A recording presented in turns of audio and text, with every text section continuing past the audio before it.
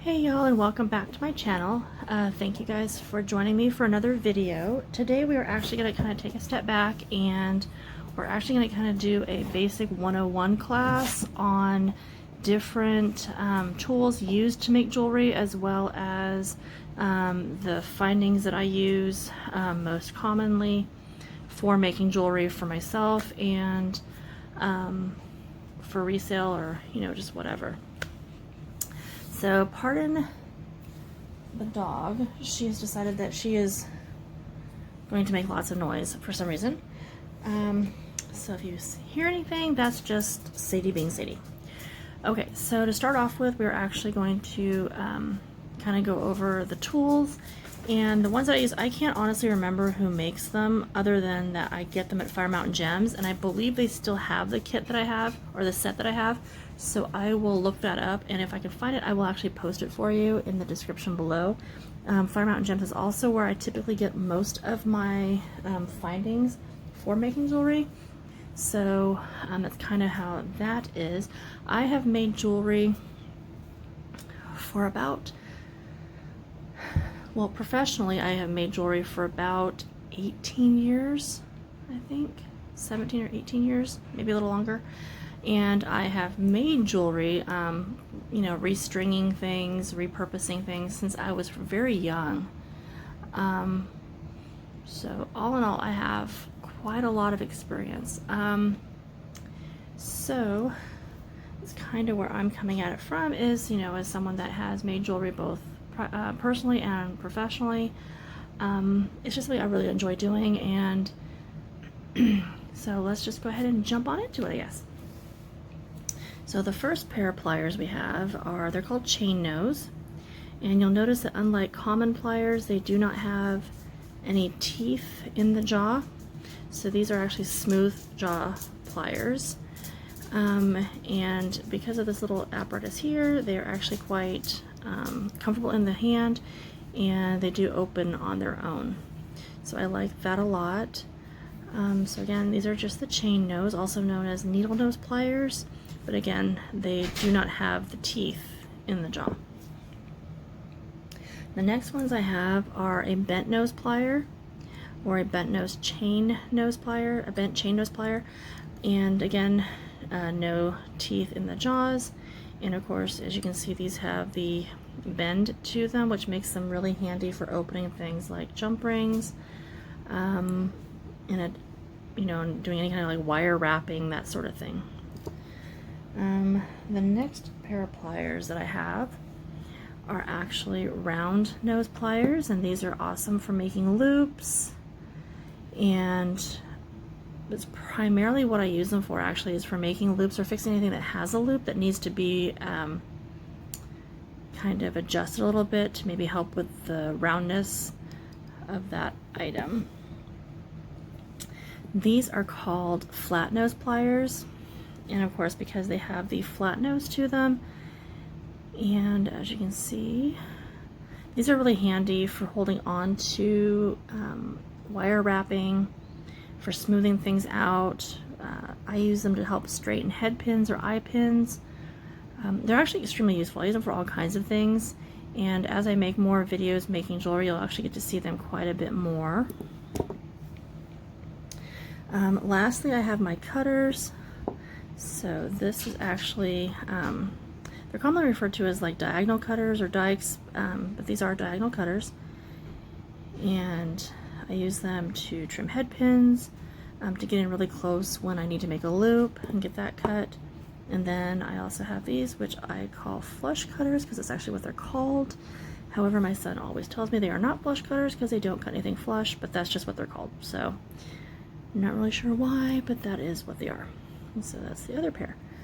So that's pretty much it for the tools.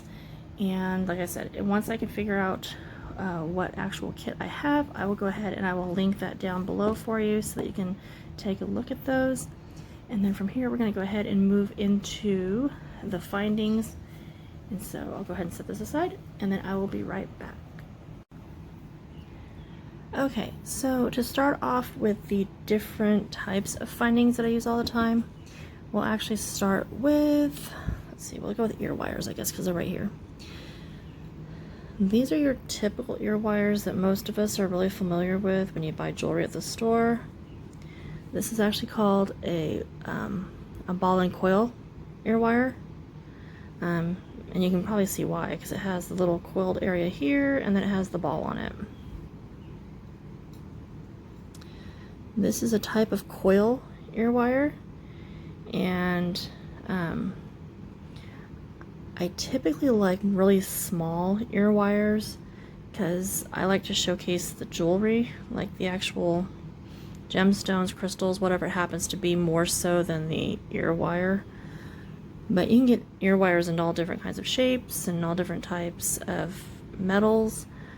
These ones are silver plate. These ones are stainless steel. And you can just see kind of, I don't know if you can kind of tell, but like the stainless steel isn't as shiny as the silver plate. Now, in order to use these and to not have them fall out of your ear, I'll actually show you. These are actually, I call them grommets. I don't know what they're actually called. They're just little ear wire stoppers, I guess. And they fit onto the end of the ear wire like that. Oops, just dropped it. So again, they fit onto the end of the ear wire like that once you have it in your ear, and it just kind of prevents the ear wire from slipping through. I love these. These are awesome.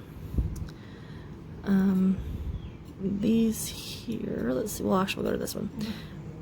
These are called lever backs, and that's because they have the little levering action on them. And again, very simple, very basic. You can get lever backs in all kinds of different metals: silver plate, gold plate, brass, stainless steel, sterling silver, gold filled. You can get them pretty much any metal. I think they have in gold too.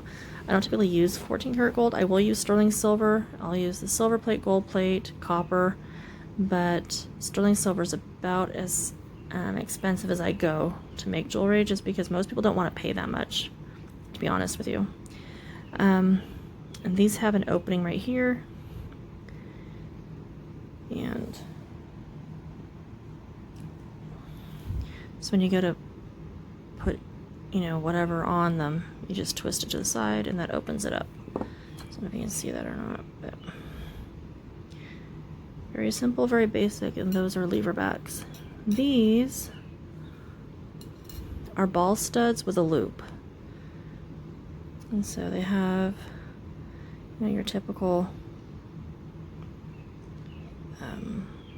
earring back, and then they have a little round ball with a loop there.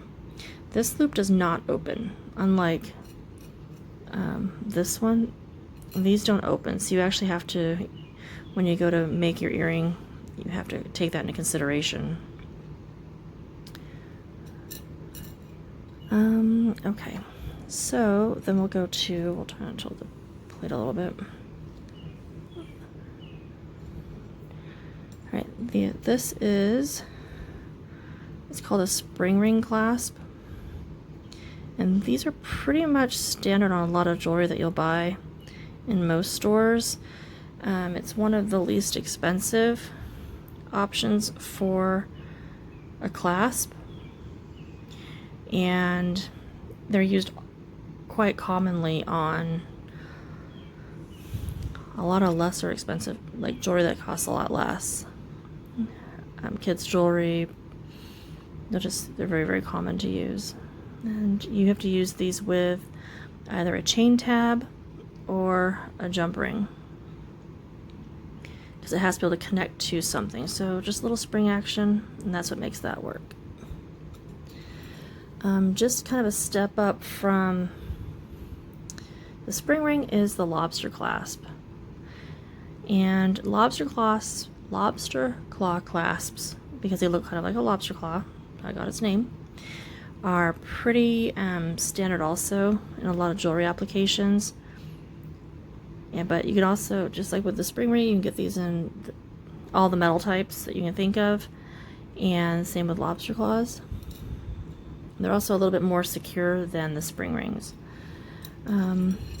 these here are actually toggles, and once you have them on a piece of jewelry, these are typically used with like jewelry wire, and then once they're, so like your bracelet would be held together with this. And of course this is silver plate. I have two different options in gold plate that are right here. One that's a little more fancy, has like little decorative motif there, and this is more like the sterling silver, or the silver plated one I just looked at. Again, these come in all the different metals, gold plate, silver plate. This one's copper. They come in all sizes. You can get them heart-shaped, they look like flowers. Anything that you can pretty much think of, they probably have available in a toggle. And these are more expensive, and they're usually used for necklaces. They can also be used for bracelets. And they're also really nice too if you have someone that has a hard time operating the different, like the lobster claw, the spring ring. These are another option. And they're a lot easier for people that have a hard time with their hands. Moving on from there. And these are head pins and eye pins. So head pins, and again I have these in the three different metals that I use. So there's gold plate here, copper, and silver plate.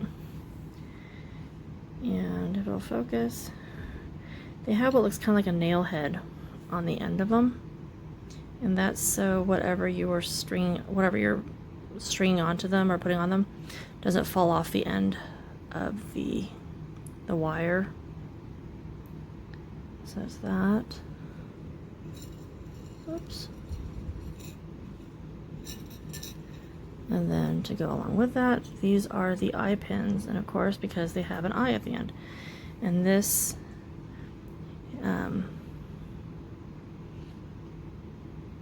is used so that you can attach these. You can either make like a chain of, like you would like a rosary between beads. You have a bead on there and then make another eye opening there with your round nose pliers, or you can use them to attach to earrings, however you want to do it. But that's eye pins, so those are the basic ones there. Okay, so I'm gonna slide these things down a little bit. Okay, these here are crimp beads. And crimp beads are typically used with beading wire, jewelry wire. You can also use them with thread, but it's not very common to use them with thread, but it's more common to use them with the beading wire, because you would, and then I'll show you how to do this as well at a different time. But I use them also when I make my elastic bracelets, because I put them over the top of the knot and then I crimp them down. This is a barrel crimp, if you can see it, and it's like a 2mm by 1mm crimp bead. Maybe it'll focus on that, maybe. And it's got kind of a barrel shape to it. And then this is more of your standard crimp. Just looks like a little seed bead almost.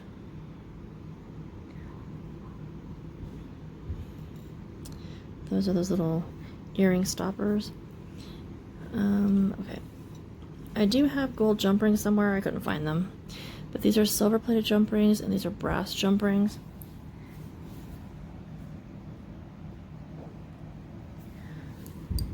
And so if you're going to attach something with a jump ring, like that earring that I was just showing you a minute ago, you would actually twist towards yourself.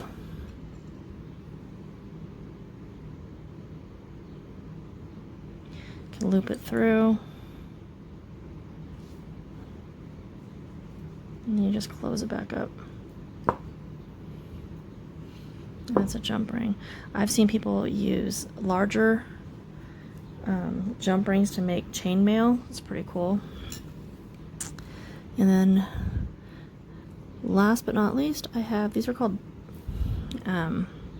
They call them bead tips, but they're also like knot protectors. This is just one type, so you would put your thread through there, and you make a knot, and then you close these, and it just protects the knot from being worn down by the clasp, and that gives you a nice finished edge. And this necklace that I was repairing earlier in my other video, these are also knot protectors. And here, this is also another type of clasp. This is a multi-strand clasp, and this one is called a box clasp, box like B-O-X, and it works on pressure. So it has a little pressure clasp there that goes into the little slide, and then it clips. So you have the little bead tips or knot protectors there, and then you have your box clasp. And then another option for if you're making earrings, for anyone that doesn't have their ears pierced, of course you have clip-ons, and they still make these. They have some that look, and I have some somewhere, because I made earrings for others without their ears pierced a while back, but they look kind of like this, except it has a straight piece here, and then it has the clip-on backing. So it just kind of goes up against your ear, and it looks like you're wearing an ear wire, which is pretty nice. So those are just some of the things that you can use to make jewelry if you get into it. My collection didn't start overnight of all the different pieces that I use. So just buy what you think you're going to use, and there's tons of videos online you can watch to show yourself how to make different things, and then of course I'll be posting as well. So alright, and I just want to say thank you guys so much for coming back and visiting with me again on my channel. If you like the video or you'd like to see more videos, please go ahead and hit the like button, give it a thumbs up, and subscribe if you would like to. Also, in the comments, let me know what other kinds of videos you'd like to see pertaining to like jewelry or sewing or crafting or anything like that. Just let me know, and thank you guys again. And I hope you guys have an amazing day, and everybody stay safe. Thank you.